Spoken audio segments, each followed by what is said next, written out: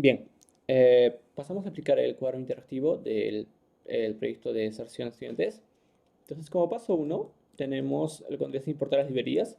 Estamos utilizando NumPy, Pandas, sklearn, ¿no? Para las métricas, la matriz de confusión. Bueno, también la función para partir los datos. Bueno, aquí tenemos el acceso al Google Drive, ¿no? Donde tengo los datos. Ahora, bueno, comenzar con las funciones. Tengo una función para leer los archivos y una función de normalizar. Nuestra función de normalizar se basa justamente, ¿no? En el promedio, ¿no? En el promedio y para ajustar bien los datos. Ahora, en cuanto a, bueno, en este caso lo que hago es leer el archivo, ¿no? Que está en mi Drive y podemos ver los cinco primeros datos, ¿no? Como está, tenemos ahí los campos y los datos. Ah, y luego identificamos, ¿no? El dato que nos interesa. En este caso sería la deserción, ¿no? Y si hacemos o sea, si contamos, ¿no? Los tipos que tiene, que sería 0 y 1, ¿no? Solamente porque son los datos que queremos predecir, ¿no? Tenemos que 0 son 4320 y de 1 180. Ahora, bueno, aquí podemos ver más información, ¿no? Del dataset que tenemos y de forma gráfica, ¿no? El dato que nos interesa, en este caso la deserción. Bueno, ahora pasamos a justamente, ¿no? Leer las columnas necesarias, ¿no? Para la predicción. Estamos leyendo el archivo y lo que estamos haciendo es normalizar los datos. En este caso el X vendría a ser los campos que nos van a servir justamente para predecir el Y, ¿no? Que vendría a ser la deserción. Entonces, estos campos que estamos utilizando para la predicción vendrían a ser la cantidad de semestres, notas, promedio de asistencias y los cursos reprobados. No estamos utilizando el sexo, ¿no? Ya que no es un valor numérico, ¿no? En este caso. Entonces, la función retorna X y Y, ¿no? Que vendría a ser los campos. Ya luego de ejecutar esta función, ¿no? Justamente de nuestra función scalar to df, ¿no? De división de los datos, obtenemos X y Y, ¿no? Y lo que hacemos es utilizar la función split, ¿no? De scalar y los dividimos, ¿no? En entrenamiento 70% y de prueba en 30%. Y usamos random state, ¿no? Para que no cambie las ejecuciones. Bueno, después pasamos a lo que vendría a ser la implementación propia de la regresión logística. La función más importante que desencadena todo vendría a ser el fit.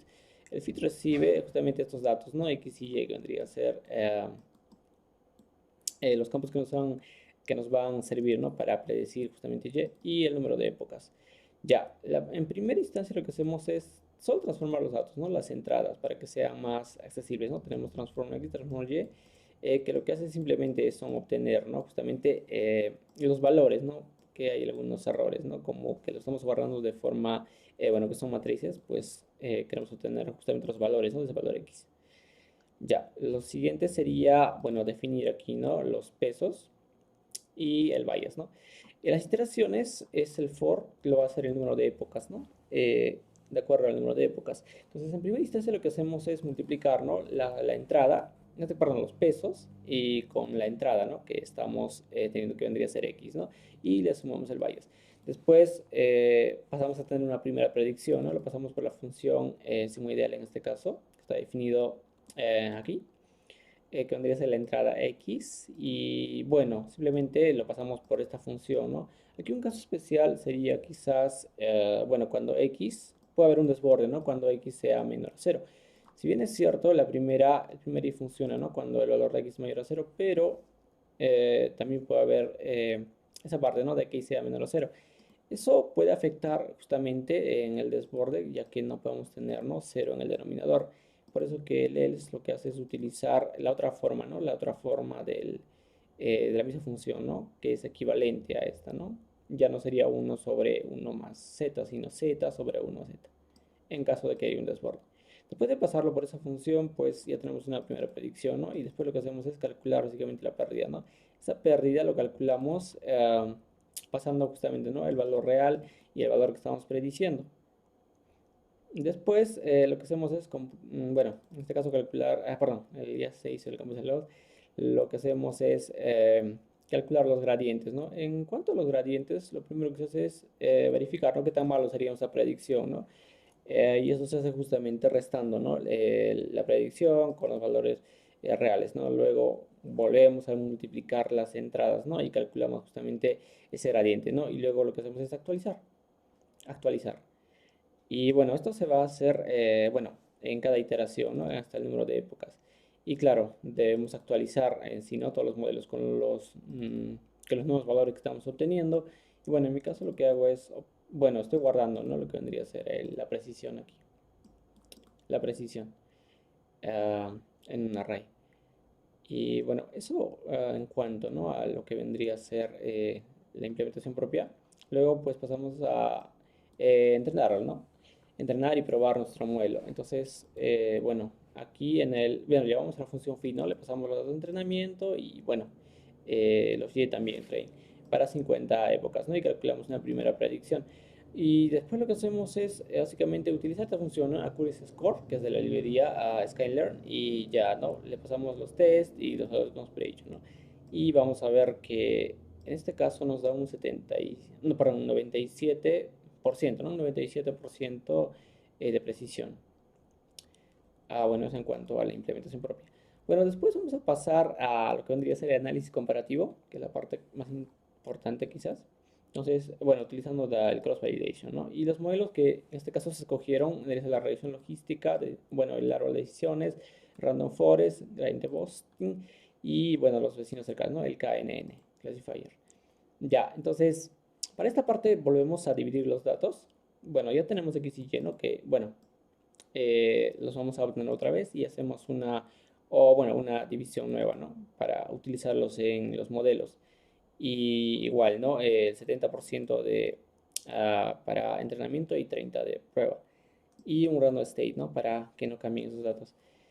Bueno, lo primero que hacemos sería básicamente importar, ¿no? Los modelos que vamos a utilizar, en este caso, ¿no? Bueno, Random Forest, Cross Validation, ¿no? El KNN y Gradient Cross Classifier. Luego lo que vamos a hacer es básicamente crear aquí un diccionario, ¿no? Y instanciar los modelos, ¿no? El regresión logística, árbol de decisiones, el gradiente Boost, el KNN, el Random Forest, ¿no? Y bueno, aquí lo estoy creando también para que sea más interactivo, ¿no? Más abajo va a estar. Entonces, lo primero que hacemos es justamente, ¿no? Entrenar los modelos, ¿no? Entrenar los modelos y luego los vamos a pasar por un cross validation. Eso lo hacemos en este for, ¿no? Como ven, es un diccionario, ¿no? Y ya tiene las instancias ya creadas. Lo tengo aquí. Entonces lo que hago es pasarlo simplemente por este for y ya, ¿no? Hago el fit, ¿no? Le paso los valores de entrenamiento, ¿no? A cada uno. Y bueno, ya tendría lo que vendría a ser las predicciones de cada uno de ellos. El for lo realiza en cada iteración de cada uno de ellos. Y ya, ¿no? Luego lo que hago es justamente, ¿no?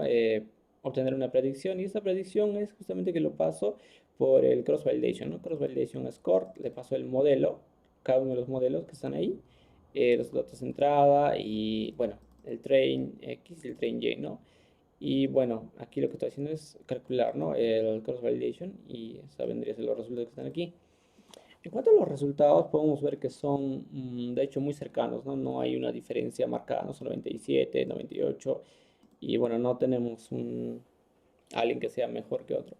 Entonces, para sacar una diferencia, lo que tratamos de hacer es básicamente sacar la matriz de confusión, ¿no? De cada uno de ellos, matriz de confusión de cada uno de ellos, que vendrían a ser los que mostramos aquí. Luego de tener la base de confusión, lo que vamos a hacer es calcular, ¿no? La presión justamente con la fórmula, ¿no? Que vendría a ser esta. Y una vez que tenemos ya enumeradas los valores de la matriz de confusión, comenzamos a calcular, ¿no? Primero esa exactitud, ¿no? De la accuracy. Y bueno, podemos ver que tampoco hay una diferencia.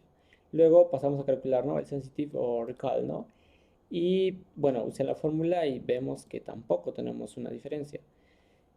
El positive predict value, pues los resultados, bueno, tampoco son buenos, ¿no? Luego hacemos lo que vendría a ser el F1 score, que vendría a ser esta fórmula, ¿no? Que lo que hace es utilizar básicamente lo que vendría a ser, ¿no? El positive predict value y el recall, ¿no? Bueno, y aquí sí tenemos una diferencia más marcada, ¿no? Que vendría a ser en Random Forest un 77, ¿no? Y bueno, es mejor que todos, ¿no? Porque bueno, no todos, pero es básicamente un poco marcado, ¿no? A diferencia del resto. Y también tenemos lo que estamos utilizando Matthew Correlation Efficient, ¿no? Con esta fórmula, que básicamente son los mejores, ¿no? Son los mejores resultados de toda la matriz de confusión. y pues el resultado es 97,8, ¿no? Que vendría a ser, creo que el mejor. En ese sentido, ¿no? Nosotros definimos, ¿no? Que Random Forest sería en este caso el mejor clasificador. Y finalmente, ¿no? Mostramos lo que vendría a ser el deserción, ¿no? El rock.